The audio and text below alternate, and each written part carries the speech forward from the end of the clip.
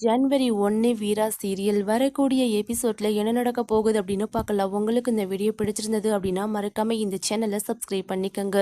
எப்படியும் இந்த கேஸ் முடிய போறது இல்லை, மறுபடியும் என்னை அரெஸ்ட் பண்ணி ஜெயிலில் கொண்டு போய் போடுவாங்க. நான் வெளியே வர்றதுக்கு 10-20 வருஷம் கூட ஆகலாம். நீ எனக்காக இந்த வீட்டில் கஷ்டப்படணும்னு அவசியம் இல்லை. டிவோர்ஸ் பேப்பரை கூட நான் கையெழுத்து போட்டு தர்றேன். நீ போய் நிம்மதியாக உன்னோட வாழ்க்கையை வாழ பாரு. தயவு செஞ்சு படிப்பை மட்டும் விட்டுறாத அப்படின்னு மாறன் சொல்றாங்க. எதுக்காக மாறன் நீ இப்படியெல்லாம் பேசிக்கிட்டு இருக்கிற, அந்த மாதிரிலாம் எதுவுமே நடக்காது அப்படின்னு மாறனுக்கு ஃபுல் சப்போர்ட்டா இருக்கிறாங்க வீரா. நடந்த எல்லாத்தையுமே நினைச்சு பார்த்துட்டு வள்ளி சாப்பிடாம அழுதுகிட்டே இருக்கிறாங்க. மாறன் சாப்பாடெல்லாம் எடுத்துட்டு வந்துட்டு, நீ சாப்பிட்றியா இல்லையாத்த, எதுக்காக நீ இப்படிலாம் பண்ணிக்கிட்டு இருக்கிற, நீ இப்படி சாப்பிடாம இருந்தானா நான் இந்த வீட்டில் இருக்க மாட்டேன் அப்படின்னு சொல்லி பிடிவாதம் பிடிக்கிறாங்க மாறன். வேற வழி இல்லாம வள்ளியும் சாப்பிட்டுக்கிறாங்க.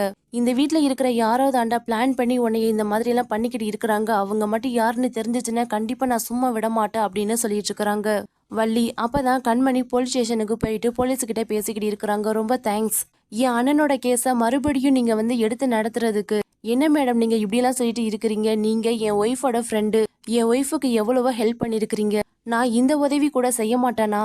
அதுலயும் நீங்க சொன்னீங்கல்ல என் அண்ணனை கொலை பண்ணிட்டு என் தங்கச்சி கூடயே சேர்ந்து சந்தோஷமா வாழ்ந்துகிட்டு இருக்கிறான்னு, அந்த ஒரு காரணத்துக்காக தான் நான் அவனை பழி வாங்கணும்னு நினைக்கிறேன். நீங்க ஒன்னும் கவலைப்படாதீங்க மேடம், நான் அவனை சும்மா விட போறது கிடையாது அப்படின்னு ஃபுல் சப்போர்ட்டா கண்மணிக்கு போலீஸ் இருக்கிறாங்க.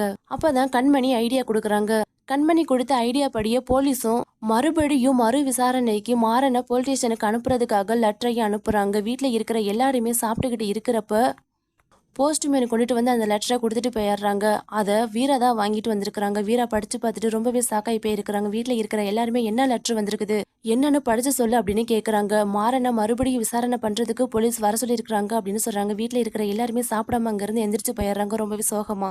அப்பதான் வள்ளி மறுபடியும் அழுக ஆரம்பிக்கிறாங்க. வீட்டில் இருக்கிற எல்லாருமே சம்பாதிக்கிறது சாப்பிட்றதுக்காக தான், ஆனா அவங்க நிம்மதியா ஒரு நேரம் கூட சாப்பிட முடியாம இருக்குதே, என்ன பண்றதுனே தெரியல, எனக்கு இந்த வீட்டுல இருக்கவும் பிடிக்காம இருக்குது, வர வர இது எனக்கு வீடு மாதிரி தெரியல, ஒரு ஜெயிலு மாதிரி இருக்குது அப்படின்னு சொல்லி அழுக ஆரம்பிக்கிறாங்க.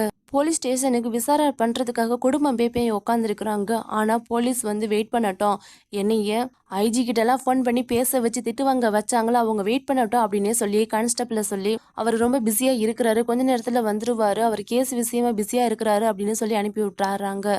அவங்களும் ரொம்ப நேரமா வெயிட் பண்ணி பார்க்குறாங்க. இவன் ஏதோ பழி வாங்குறதுக்காக தான் இந்த மாதிரி பண்ணிக்கிட்டு இருக்கிறான், மற்றபடி எதுக்காகவும் எனக்கு தெரியல அப்படின்னு வள்ளி சொல்லிட்டு இருக்கிறாங்க. கொஞ்ச நேரத்தில் போலீஸும் வந்துடுறாங்க. தயவு செஞ்சு என்னைய மன்னிச்சிருங்க சார், நீங்கள் வந்திருக்கிறீங்கன்னு சொல்லவே இல்லை, நான் கொஞ்சம் கேஸ் விஷயமா உள்ள வேலையா இருந்துட்டு அப்படின்னு சொல்லிடுறாங்க. போலீஸ் ஒன்னொன்னையும் விசாரிக்கும் போது ராகவாவுடைய முகமே மாறுது. அவங்க ரொம்பவே பதட்டமாயிடுறாங்க. அப்பதான் மாறன் யோசிக்கிறாங்க, ராகவா இங்க இருந்தா கண்டிப்பா மாட்டிக்க மாட்டே, ராகவா நீ கிளம்பு, விசாரணை எனக்கு தானே, நான் பாத்துக்கிறேன் பண்ணிக்கிறேன் அப்படின்னு சொல்லிடுறாங்க. ராகவாவும் கடைக்கு கிளம்புறதுக்காக அங்கிருந்து எஸ்கேப் ஆக பாக்குறாங்க. ஆனா போலீஸ், சார் நீங்களும் நின்னுங்க, நீங்க இருந்தும் தானே ஆக்சிடென்ட் பண்ணும்போது ஒன்னா தானே இருந்தீங்க, அப்ப நீங்க இல்லாம நான் எப்படி விசாரணை பண்றது அப்படின்னு சொல்லிடுறாங்க. என்ன சார் நீங்க பேசிக்கிட்டு இருக்கிறீங்க, கொலை பண்ணினவனே நான் தான் கொலை பண்ணினேன்னு சொல்லிட்டு இருக்கிறான், அப்படி இருக்கும்போது நான் கூட இருந்ததுனால என்னைய எதுக்காக நீங்க இருக்க சொல்றீங்க, எனக்கு இந்த கொலைக்கு எந்த ஒரு சம்மந்தமே இல்லை அப்படின்னு ராகவ முழு பழியையுமே தூக்கி ராகவ மேல மாறன் மேல போட்டாடுறாங்க. அதை பார்த்த உடனே வள்ளிக்கு பயங்கரமா கோவம் வருது. தனக்காக தான் எல்லா பழி சுமையுமே ஏத்துக்கிட்டு இவ்வளவு தூரம் தண்டனையையும் அடியையும் வாங்கிக்கிட்டு இருக்கிற மாறா, அந்த கொற்ற உணர்ச்சி கொஞ்சம் கூட இல்லாம இப்பவும் மாறன் மேல அப்படியே பழிய தூக்கி போடுறான் பாரு. ராகவா வர வர சரியில்லை, நான் உன்னை என்ன பண்ண போறேன்னு மட்டும் பாடுறா அப்படிங்கிற மாதிரி மனசுக்குள்ள பயங்கர கொலை வெறியில இருக்கிறாங்க வள்ளி.